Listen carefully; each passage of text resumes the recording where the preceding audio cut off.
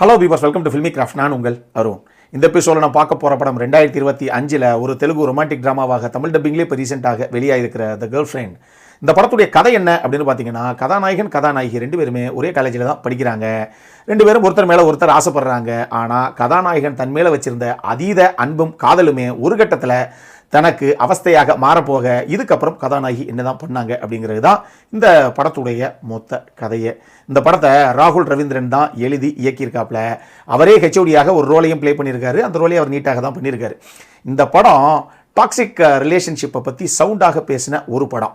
இதில் முக்கியமான கதாபாத்திரங்கள்ங்கிறது முதல்ல ராஷ்மிகா மந்தனா தான். அவங்களுக்கு எக்ஸ்ட்ராடனரியாக பெர்ஃபார்மன்ஸுக்கான ஸ்கோப் இருக்குது. அதை டு த ஃபுல் எந்த அளவுக்கு யூஸ் பண்ண முடியுமோ அதை அட்டகாசமாக அவங்க யூஸ் பண்ணியிருக்காங்க. குறிப்பாக அந்த பாத்ரூம் சீக்வன்ஸாக இருக்கட்டும், அந்த கிளைமேக்ஸ் சீக்வன்ஸாக இருக்கட்டும், ஹீரோவை ஹீரோயின் கன்ஃபரண்ட் பண்ணுறதாக ஒரு சீக்வன்ஸ் இருக்குது, அந்த கன்ஃபரன்டேஷன் சீக்வன்ஸாக இருக்கட்டும்னு சொல்லி இதெல்லாம் அட்டகாசமாக பெர்ஃபார்மன்ஸில் புல் ஆஃப் பண்ணியிருக்காங்க ராஷ்மிகா மந்தனா. அதே மாதிரி தீக்ஷித் ஷெட்டி அந்த கேரக்டரை பார்க்கும்போதெல்லாம் சும்மா பொழிச்சுன்னு கொடுக்குறாங்கிற அளவுக்கு ஒரு கோவம் நமக்கே வருது. அந்த அளவுக்கு எழுதப்பட்ட ஒரு கதாபாத்திரம். அதுக்கு என்ன தேவையோ அதை நேர்த்தியாக நீட்டாகவே கொண்டு வந்திருக்காரு அவர்.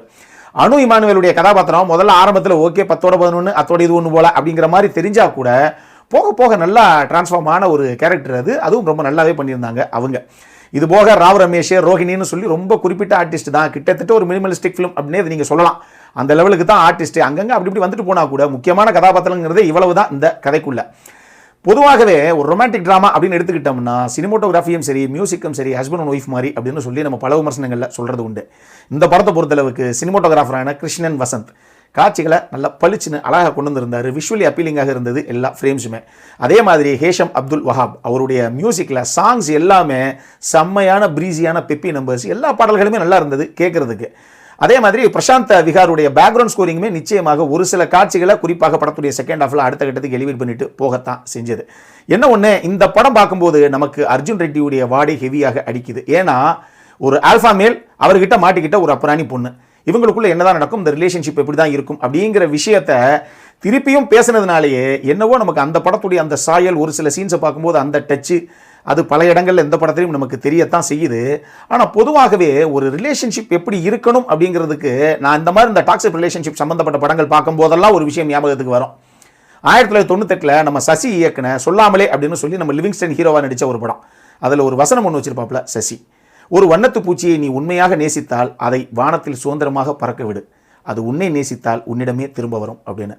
அட்டகாசமான, இதுக்கு மேலே ஒரு ரிலேஷன்ஷிப்பை எந்த அளவுக்கு ஒருத்தர் ஹேண்டில் பண்ணணும் அப்படின்னு ஒரு வசனத்தை வைக்க முடியாது. இன்னைக்கு வரைக்கும் எனக்கு பல நேரங்களில் இந்த மாதிரி படங்கள் பார்க்கும்போது மைண்டில் வந்துட்டு போகிற ஒரு வசனம் அது. இந்த கதைக்குமே அது பொருந்தும்.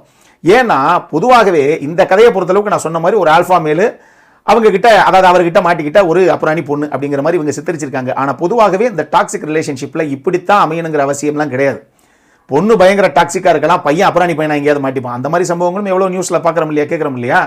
அதனால காதலும் சரி, கல்யாணமும் சரி, அதுக்குள்ளே இருக்கக்கூடிய அந்த அண்டர்ஸ்டாண்டிங்கு, ஒருத்தருக்காக ஒருத்தர் எந்த அளவுக்கு விட்டு கொடுக்குறோம், இந்த ஓரளவுக்கு பொசசிவ் அப்படிங்கிறது ஓகே. இதுவே ஓவர் பொசசிவ்னஸ் ஆயிடுச்சு அப்படிங்கிறது தான் கடைசியாக டாக்ஸிக்காக போய் முடிஞ்சிடும். அதை ரொம்ப அழகாக இந்த படத்தில் ஒரு சில இடங்களில் சூப்பராக பேசியிருக்காங்க. எனக்கு உண்மையாகவே இந்த படம் பார்க்கும்போது ஒரு குறிப்பிட்ட ஒரு கன்ஃபரன்டேஷன் சீக்வன்ஸில் நம்ம ராஷ்மிகா மந்தனா எனக்கு இதுக்கு மேலே முடியல, எனக்கு மூச்சே முட்டுது ரொம்ப அப்படிங்கிற மாதிரி ஒரு சீன் ஒன்று, ஒரு வசனம் ஒன்று வரும்.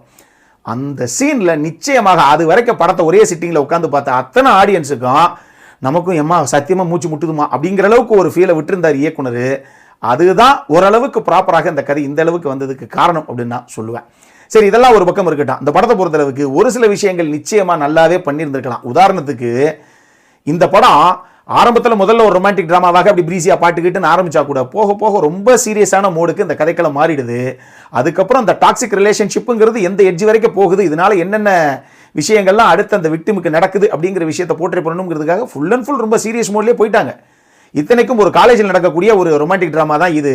அந்த காலேஜில் நடக்கக்கூடிய ஒரு சில அந்த ஃபன்னான ஒரு சில மூமெண்ட்ஸை இவங்க இன்க்ளூட் பண்ணியிருக்கலாமோ, ஏன் இவ்வளவு சீரியஸாக போகணும் அப்படிங்கிற மாதிரியே ஒரு ஃபீலு. இதனாலேயே இந்த படம் ஒரு சில இடங்களில் கொஞ்சம் ஓவர் டூ பண்ணிட்டாங்களோ, கொஞ்சம் பிரிச்சியாக இருக்கோ அப்படிங்கிற மாதிரியும் ஒரு ஃபீலை விடத்தான் செய்யுது.